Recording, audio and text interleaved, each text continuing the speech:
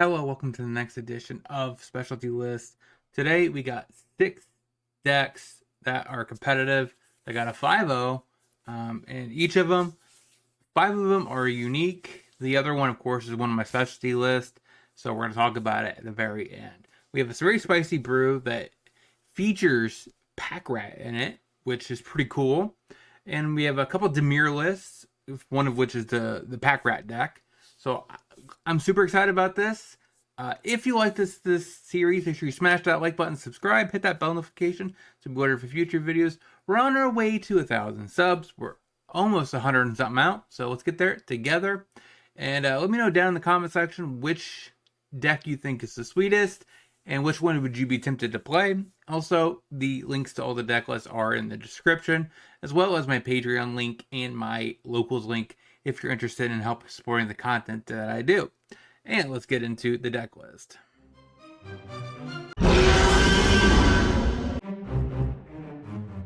So first on my list is a Demir list, Prophet.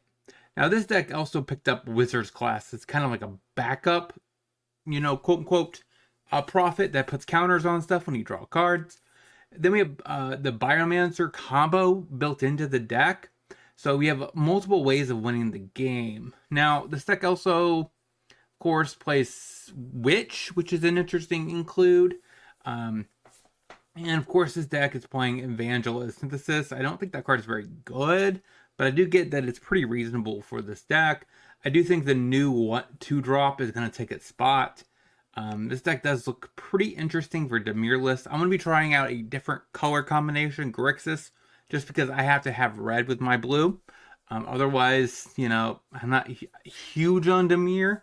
In general, I'm not a huge white or black player, but I do like my Izzet. So we have Treasure Cruise because it's just dominant with Prophet. We have Thoughtseize because it is the best 1-drop interaction spell. We have 3 pushes, it looks like.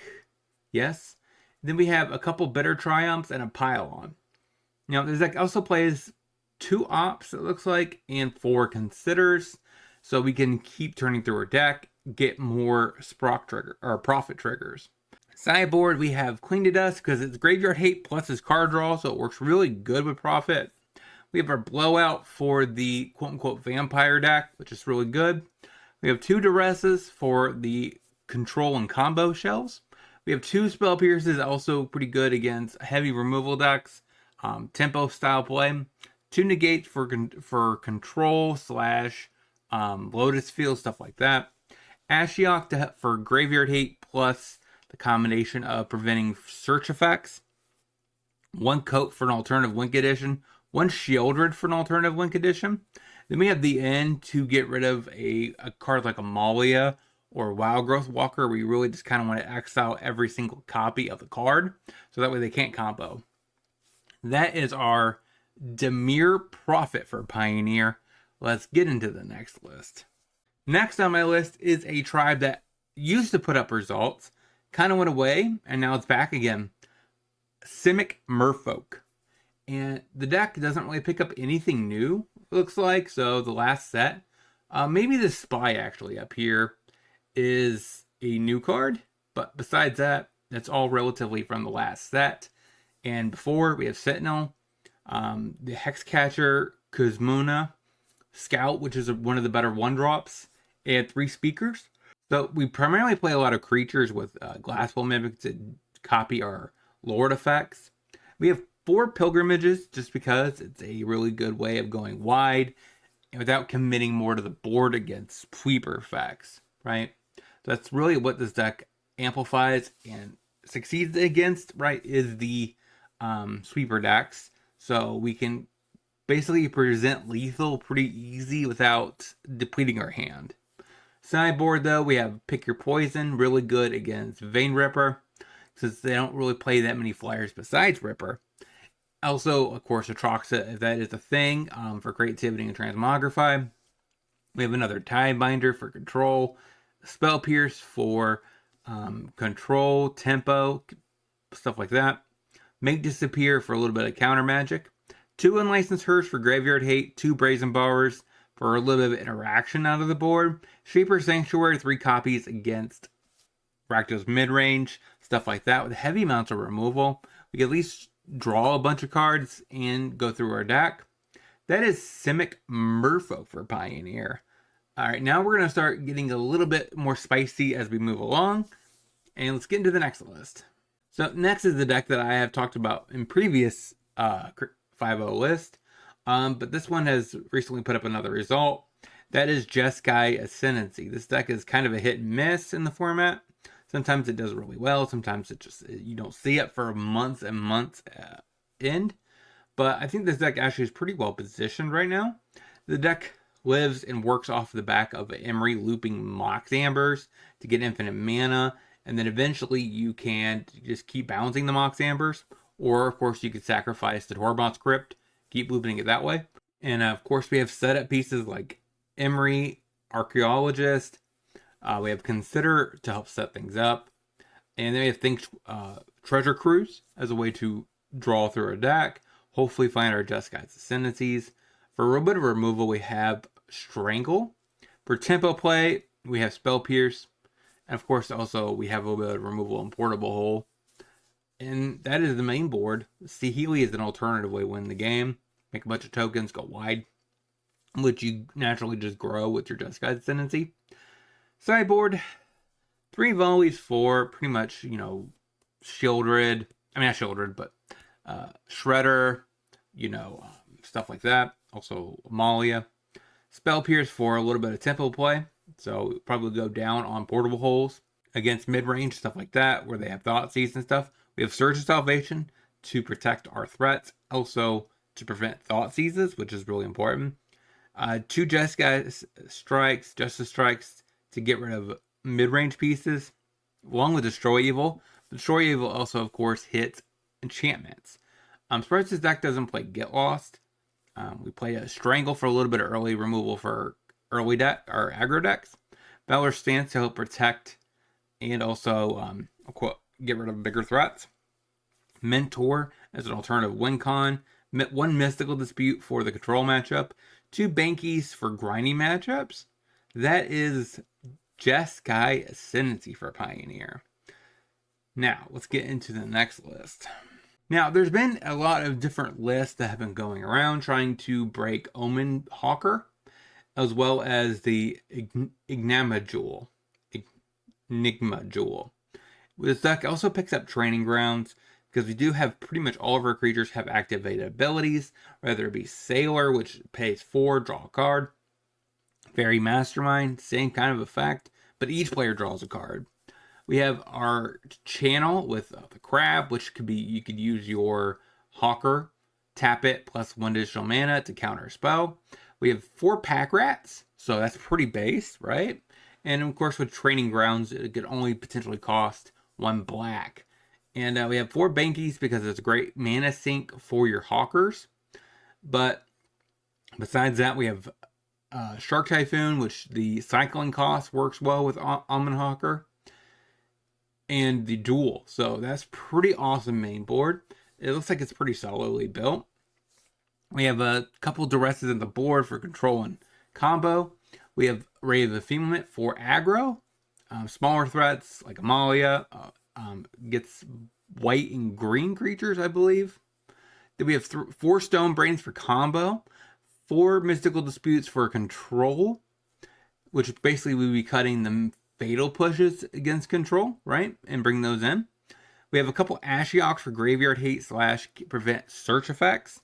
Then we have the Bitter Reunion because it's kind of a catch-all removal spell. It hits planeswalkers and creatures, so it could be good against control if we need to make sure we still have some number of interaction for the creatures, because they do play Wandering Emperor, they play Shark Typhoon themselves, so it's kind of nice to be able to answer that, as well as Teferi, so that's pretty important.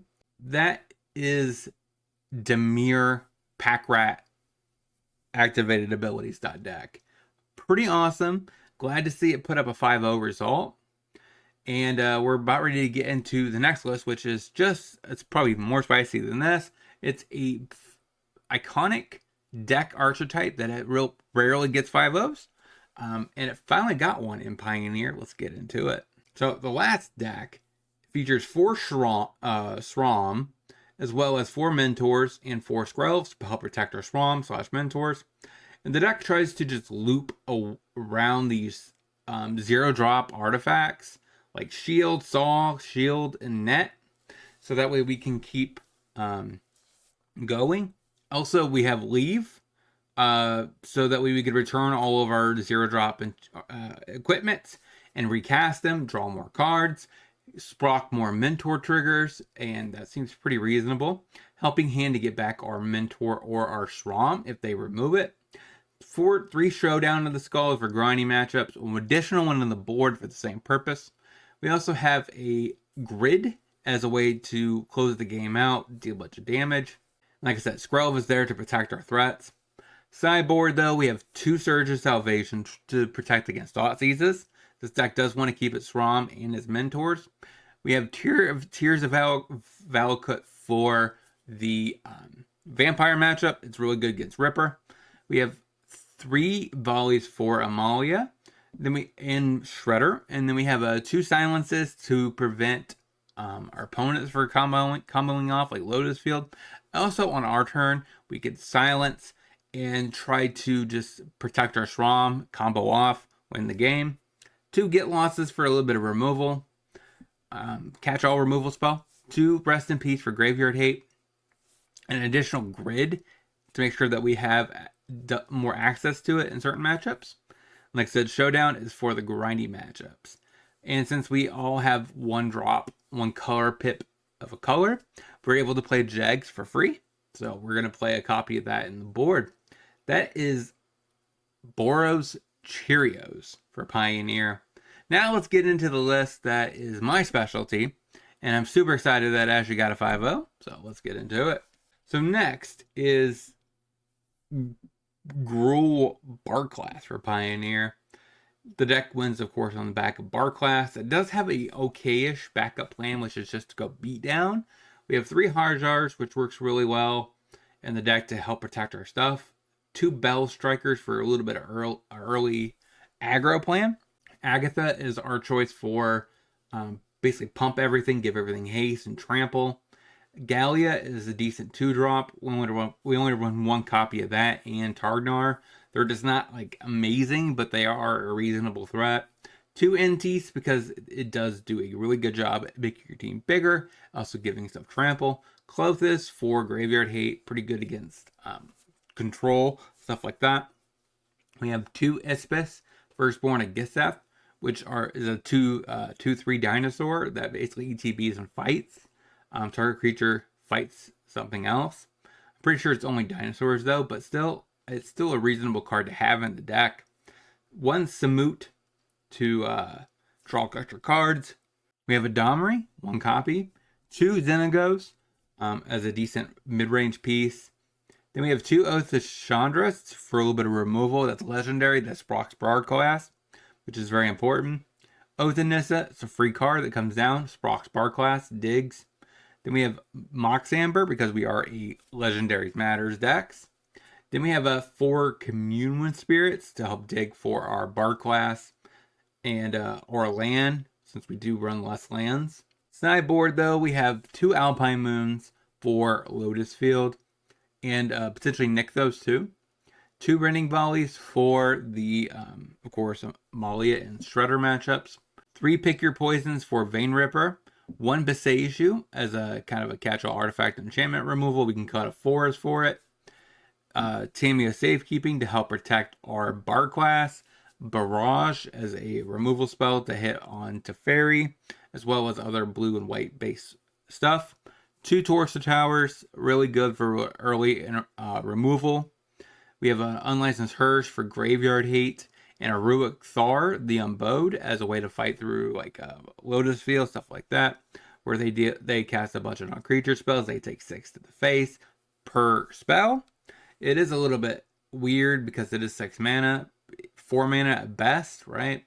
If we did have a quote-unquote mana dork, it would be so much easier to do.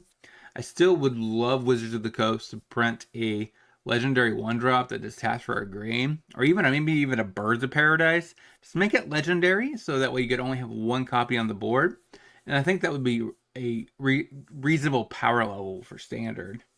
And it would boost this deck up because it does want legendaries and it's procs bar class. So that would be a very interesting choice. I think Wizards ever pulled it off. But that is the 6 list that I have to talk to you guys today. There might be one more of these videos before next season starts, depending on if there's any more spicy decks that show up. There was a huge period where there just wasn't that many. Everyone, of course, is playing the same decks. Control, which is boring.